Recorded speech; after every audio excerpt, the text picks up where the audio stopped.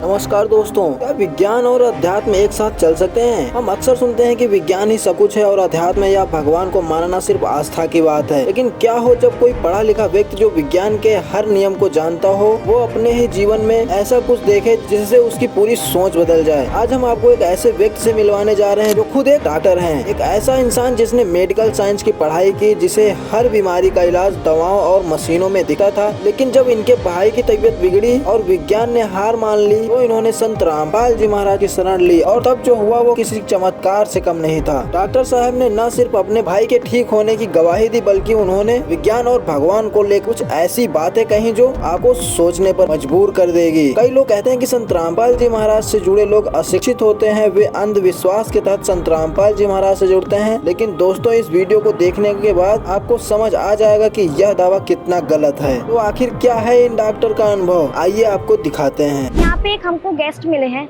जो कि एक एजुकेटेड जिसे कहा जाता है, तो आइए इनसे बात करते हैं, इनका परिचय जानते हैं। नमस्कार जी, मैं डॉक्टर एस पी मेहता बात कर रहा हूँ। सबको नमस्कार जी, आप अपनी प्रोफेशन थोड़ी बता सकते हैं आप? मैं एमडी मेडिसिन हूँ। तो आप यहाँ सतलोक आश्रम उनका में आए बौद्ध दिवस मनाने के लिए, तो यहाँ की व्यवस्था कैसी लगी आपको? मुझे जहाँ का माहौल बहुत अच्छा लगा। तो अब यहाँ पे कहा जाता है कि संत रामपाल जी महाराज जी के जो यहाँ पर आते हैं वो मेजरली जो है ना, जो पिछड़े भाग से हैं, मतलब जो ज़्यादा एजुकेटेड नहीं है या अंधविश्वास के तहत आते हैं। नहीं, ऐसा तो मुझे जहाँ की कोई चीज़ मुझे अंधविश्वास वाली, जहाँ अनएजुकेटेड लोग जहाँ मुझे नहीं मिले, बहुत पढ़े लिखे लोग भी आए हुए हैं, जहाँ टाइप का कोई कमी नहीं है। तो आपका यहाँ से आने से पहले कोई एक्सपीरियंस रहा यहाँ के बारे में? मेरा बहुत बड़ा एक्सपीरियंस रहा है लाइफ के अंदर। तो please share it with our viewers. मैं खुद अपना जो एक्सपीरियंस देखा है, मई 2024 की बात है।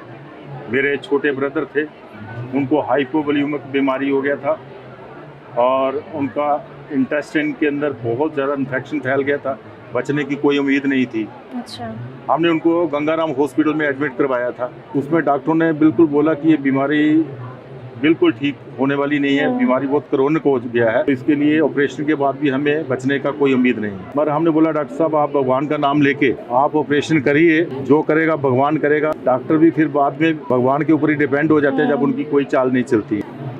तो हमने बोला आप ऑपरेशन करिए, जो लिखा होगा बागे में भगवान ने लिखा होगा वही होना, आपका भी कर्म है कि कर्म करना। उन लोगों ने हमारी बात को माना, हमें पूर्ण विश्वास था भगवान काम करेगा।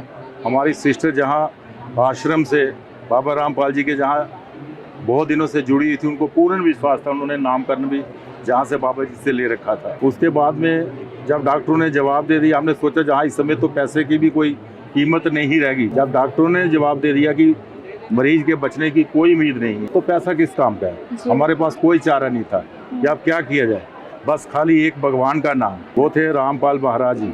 अच्छा।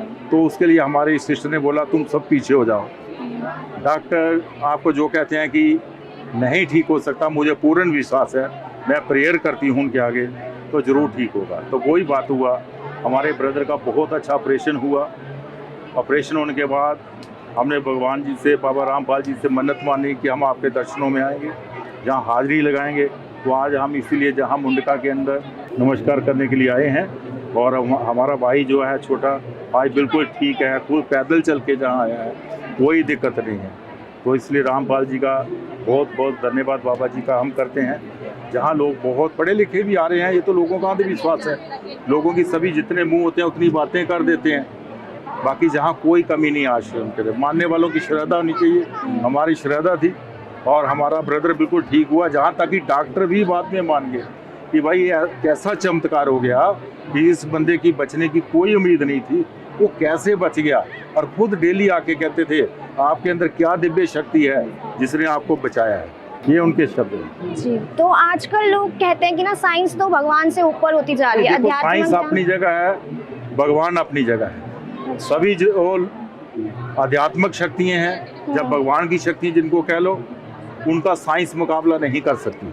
साइंस तो 1 मिनट में मलिया मिट हो जाती है, पर लास्ट में सभी पृथ्वी के अंदर जितने इस लोक के अंदर बड़े बड़े वैज्ञानिक, बड़े बड़े प्रोफेसर, लेक्चरर, टीचर, सभी जो भी है, लास्ट में आखिरी दम पे एक ही नाम लेते हैं, भगवान है।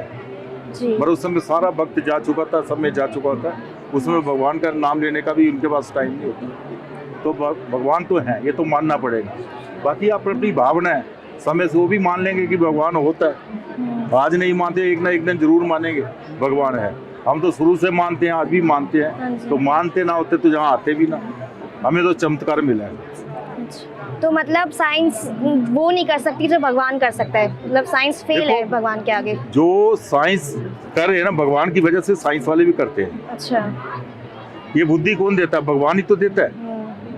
साइंस तो सभी जगह विद्यमान है, पर उसको चलाने वाला कौन है? भगवान ही तो है। शक्तियाँ तो है हमारी, वो अलौकिक है, लौकिक है, दोनों तरफ की शक्ति अध्यात्मक है। वही तो हमें गाइडलाइन देती है कि भाई ऐसे करो। ये तो विज्ञान ने कैसे कर पाएंगे? विज्ञान अपनी जगह है, पर ये शक्तियाँ जो अपनी जगह, ये चमत्कार आपको ये भी प्रत्यक्ष दे रही हैं, वो भी दे रही हैं। जहाँ वो फेल है, ये काम करके दिखा रही हैं।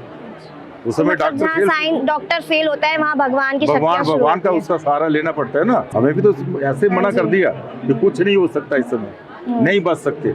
आपको पहले कह देते आपके पैसे वेस्ट जाएंगे, ऑपरेशन होगा तो हम आपको ऐसे ही छोड़ देंगे, बाद में नहीं कुछ कर पाएंगे। ये उनके शब्द है गंगाराम वाले। तो दर्शकों, आपने देखा कि भगवान जब अपनी शक्ति दिखाते हैं तो साइंस भी वहाँ फेल हो जाती है, डॉक्टर्स भी फेल हो जाते हैं, कोई मेडिसिन वर्क नहीं करती, लेकिन भगवान की शक्ति वर्क करती है।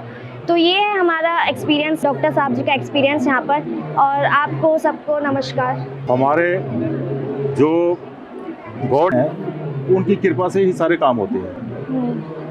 डॉक्टर सभी पीछे रह जाते हैं। सबसे पहले भगवान, उनको मानो, उनकी कृपा से सब कुछ अच्छा हो सकता है। दोस्तों, अगर वास्तविकता को देखा जाए तो विज्ञान भगवान का दिया हुआ वरदान है। यह कभी भी भगवान से ऊपर नहीं हो सकता, बल्कि उसी की बनाई हुई एक रचना मात्र है। यही बात इन डॉक्टर ने भी समझा। विज्ञान ने हार मान ली, लेकिन भगवान की भक्ति ने चमत्कार कर दिखाया। उन्होंने संत रामपाल जी महाराज की शरण लेकर अपने भाई के जीवन की रक्षा की। अगर आप भी अपने जीवन में ऐसे अद्भुत लाभ प्राप्त करना चाहते हैं तो संत रामपाल जी महाराज से नाम दीक्षा लें और शास्त्रों के अनुसार भक्ति करें। इस विषय की और अधिक जानकारी के लिए संत रामपाल जी महाराज YouTube चैनल पर जाकर सत्संग अवश्य देखें। धन्यवाद।